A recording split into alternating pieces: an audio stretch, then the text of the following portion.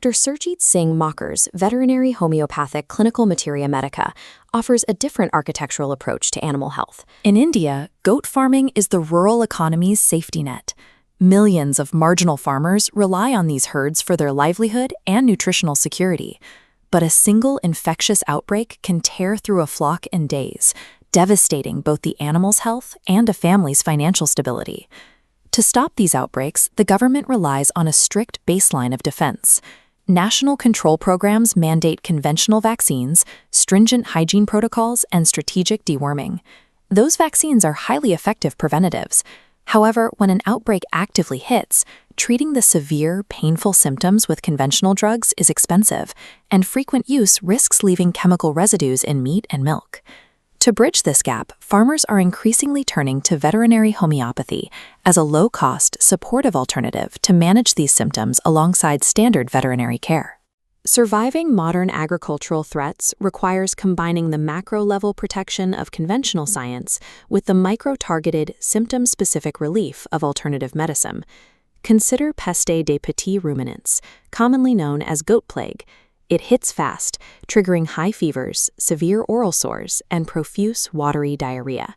The primary response is non-negotiable.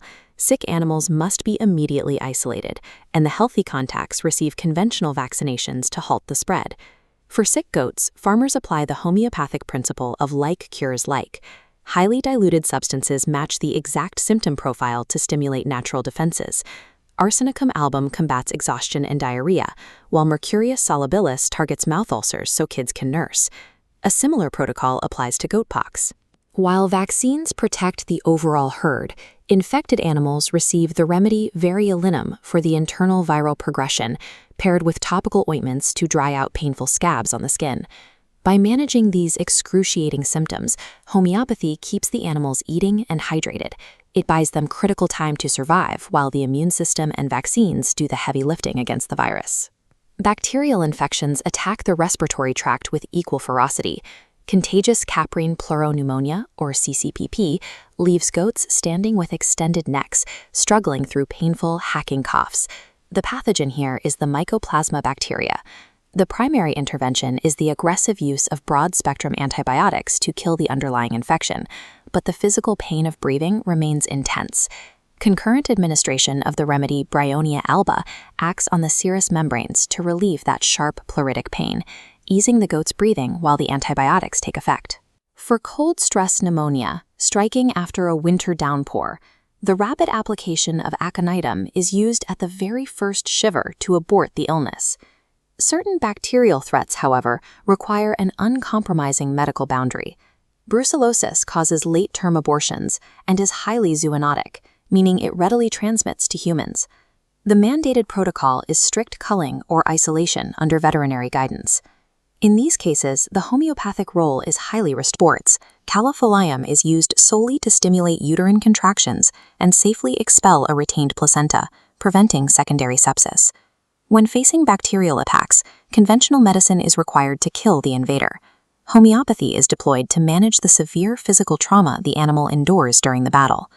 Beyond viruses and bacteria, internal parasites present a constant, silent drain on the flock. The barber's pole worm feeds on blood in the stomach, causing extreme anemia and a fluid buildup under the chin known as bottle jaw. Eliminating these parasites requires targeted, conventional, anthelmintic deworming medications. Yet removing the worm doesn't instantly fix the goat. Post-deworming, the parasite is gone, but the animal is left dangerously weak. To accelerate recovery, farmers administer China officinalis and Ferrum metallicum. These remedies stimulate iron assimilation, rapidly rebuilding the animal's red blood cell capacity and stamina faster than diet alone. A similar recovery strategy is used for enterotoxemia, or overeating disease, triggered by sudden access to rich grains. Remedies like Nux vomica and belladonna are given repeatedly to address the violent digestive toxicity and resulting neurological spasms. Clearing a pathogen or a parasite is only half the battle. Targeted supportive therapies are crucial to reverse the residual physical damage and return the animal to its baseline health. The evidence is clear. Homeopathy is strictly an adjunctive supportive therapy. It should never replace mandatory vaccines, broad-spectrum antibiotics, or proper surgical care for fatal diseases.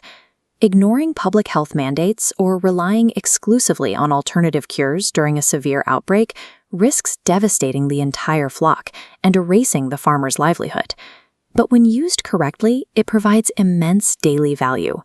Remedies like Phytolica decandra help manage udder inflammation from mastitis, protecting milk production and overall reproductive efficiency.